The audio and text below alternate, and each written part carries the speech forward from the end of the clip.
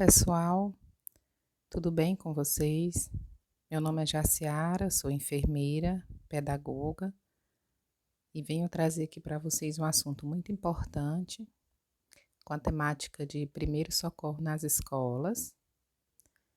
E nós vamos falar um pouquinho, antes de tudo, sobre a Lei Lucas, né? Que é uma lei federal de 2018, que foi uma lei que tornou obrigatório a capacitação de primeiros socorros para professores e colaboradores nos estabelecimentos de saúde. Isso tudo, né? Por que que essa lei entrou em vigor? Por que que o nome dela é Lei Lucas? Essa história é devido a um jovem, uma criança, né, de 10 anos, chamada Lucas, que estava num passeio de uma escola em Campinas e no momento do intervalo foi oferecido um lanche, um cachorro quente, e Lucas terminou se engasgando com a salsicha. E infelizmente não tinha ninguém que soubesse fazer os primeiros socorros adequadamente.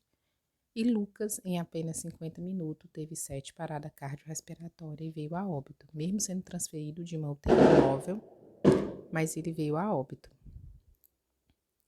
Então, o que que a gente pode entender sobre isso? Que infelizmente veio tantos Lucas a óbito, tantas crianças, tantas pessoas adultas, para que viesse as autoridades acordar para esse problema de saúde pública, né? Porque o número é muito grande, principalmente nessa questão escolar. Então, essa lei foi sancionada em 4/10/2018, tá certo? 4/10, aqui, ó, de 2018. Prosseguindo, os primeiros socorros, né, são intervenções imediatas e provisórias. Imediatas porque o primeiro socorro tem que ser feito devido a uma situação de emergência, que corre risco de morte, né? Provisória porque a gente vai tentar resolver o problema até chegar a equipe de saúde do SAMU, ou médicos, ou até a levada, a transferência desse paciente, né, para uma unidade de saúde. Então, qualquer situação, intervenção imediata provisória para manter os sinais vitais do indivíduo, né, para tentar evitar a morte. E aí vem a seguinte pergunta. Aqui, você, quanto educador, você está preparado para uma situação de emergência se acontecer na sua sala de aula, na escola que você trabalha? E aí, respondam isso para si. Então, cada escola, primeiramente, devido a essa lei, deve ter um protocolo, né, de urgência e emergência. Ou seja, deve ter uma ficha escolar simplificada sobre a saúde dessa criança, se ela tem alergia, se ela tem doença crônica, se as vacinas estão em dia. E é sempre necessário esse acompanhamento entre educação e saúde, né? De ter promoção, prevenção de saúde, capacitação para os professores e colaboradores, né? E também ter sempre essa alerta dos pais, da importância da vacina, do calendário vacinal, da importância de passar se a criança tem ou não alguma alergia, algum problema de saúde, tudo direitinho. E se tiver algum problema, não ir para a escola, se tiver algum problema que possa ser de doenças infecto-contagiosas, para evitar disseminação, e tudo chamar os pais ou responsáveis, né, para qualquer situação. Em qualquer momento que acontecer um acidente, não deve oferecer qualquer bebida para a criança, né, ou para o adolescente. Sempre fazer o atendimento inicial, normatizar o atendimento conforme as capacitações, o que você conseguiu entender diante da situação, o que você tem certeza que pode fazer, você já vai fazendo. Sempre, em qualquer situação, temos que manter a calma, a ordem e a segurança do local, afastar as pessoas curiosas, verificar os riscos no local, sempre ter um bom senso, evitar qualquer situação que possam causar mais transtorno. E sempre ligar gratuitamente, né, sempre que necessário, ligar gratuitamente para o SAMU, que é o número 192. O que mais pode acontecer nas escolas? Principais causas: quedas e fraturas, né, principalmente no intervalo. Aí que entra escoriações, fraturas expostas ou não, né?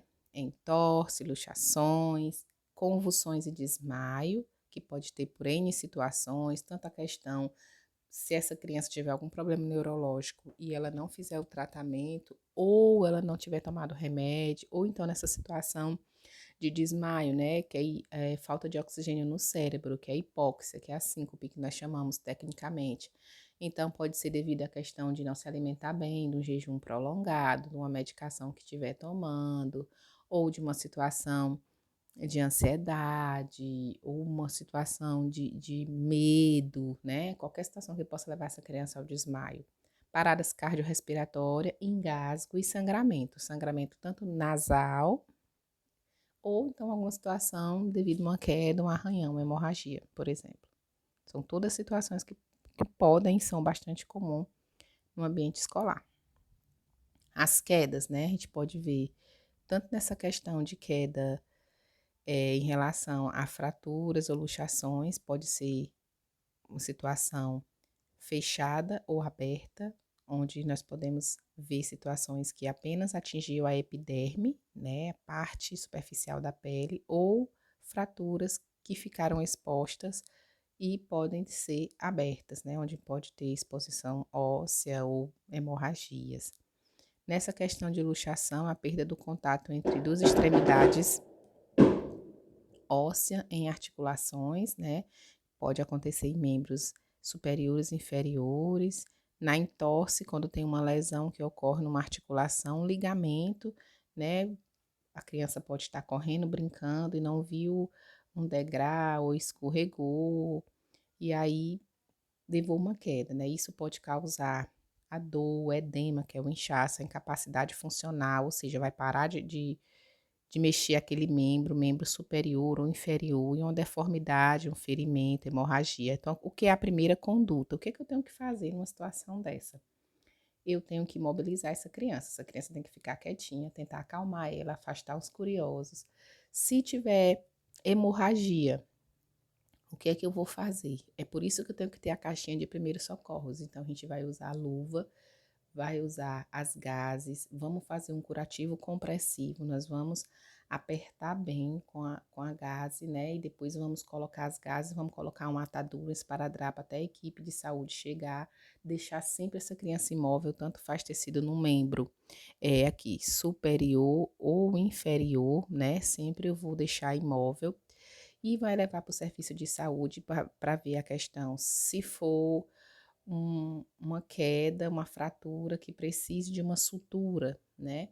Então, tem que levar para ser avaliada. Se não precisar de sutura, fazer o curativo, né, com um especialista da saúde, tomar medicação para dor, ou, se necessário, a medicação anti-inflamatória, alguma pomada no local, aí vai para a unidade. Mas até chegar lá, é fazer o curativo compressivo para estancar a hemorragia e usar gases, produtos que estejam higienizados. Por isso que a gente tem que ter a caixinha de emergência para qualquer situação. Um sorozinho fisiológico para lavar, né? Colocar, fazer o curativo compressivo e levar para a unidade mais próxima.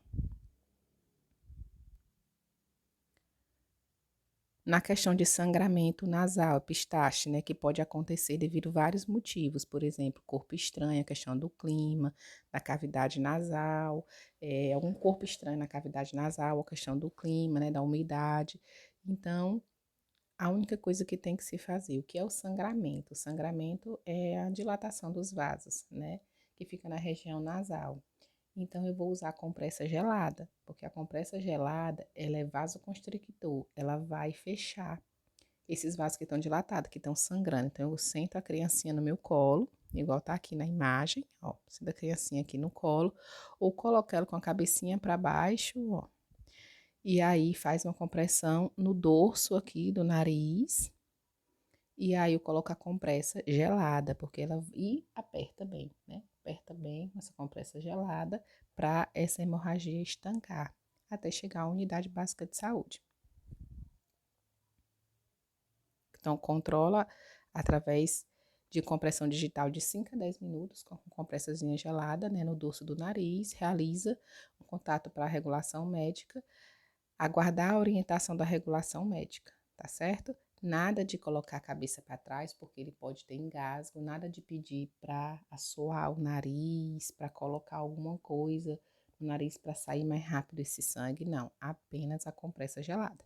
Lembrando que as compressas frias, elas são para inflamação, dor aguda, inchaço, que é o edema, a uma situação após uma injeção, traumas, pancada, tá certo? E a quente, dores musculares, dores crônicas, cólicas, hematomas ou para relaxamento. Essa é a diferença das compressas. É bom também entender sobre isso para usar a compressa ideal no momento certo. A questão dos ferimentos, né?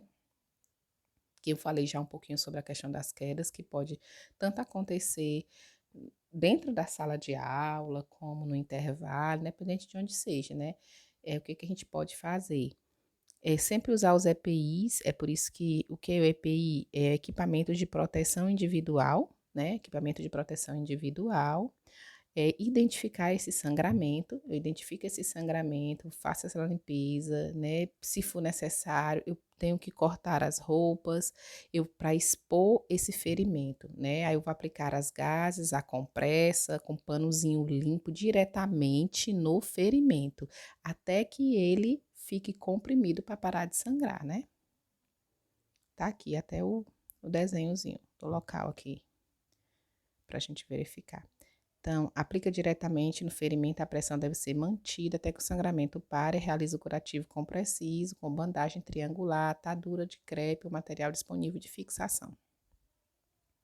Em situações de convulsões ou desmaio, né? O que a gente pode fazer? Deixa eu voltar aqui novamente. Em situação de desmaio, né? Que é essa perca súbita de sentido, né? Pode acontecer por um jejum prolongado, pode ser hipoglicemia, a glicemia baixou, açúcar no sangue, nível de açúcar no sangue, pode ser uma pressão baixa, problemas, alterações emocionais, desconforto térmico. Então, o que é o desmaio? É pouco oxigênio no cérebro, é hipóxia. Então, o que a gente vai fazer com essa criança? Desmaiou, tá aqui uma criança deitadinha, eu vou elevar os membros dela, né? Eu vou deixar ela deitada em decúbito dorsal, vou elevar os membros e a cabeça vai ficar abaixo e os membros superiores para cima.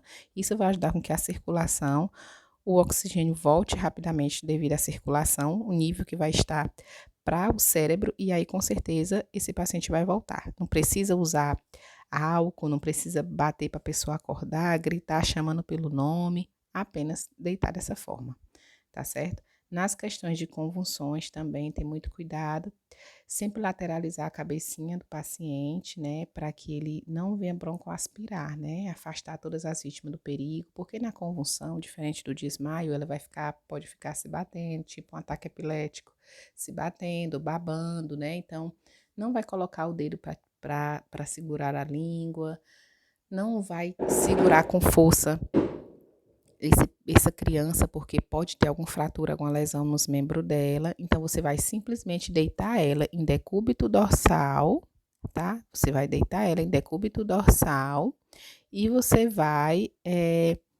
lateralizar a cabeça dela. Principal, em caso de convulsões, lateralizar a cabeça dela, para que ela não venha ficar com asfixia, né? Para que ela não venha broncoaspirar, porque ela pode via óbito com o próprio vômito, tá certo? Então, o que não se deve fazer, não deve mobilizar a pessoa, segurar com força, né?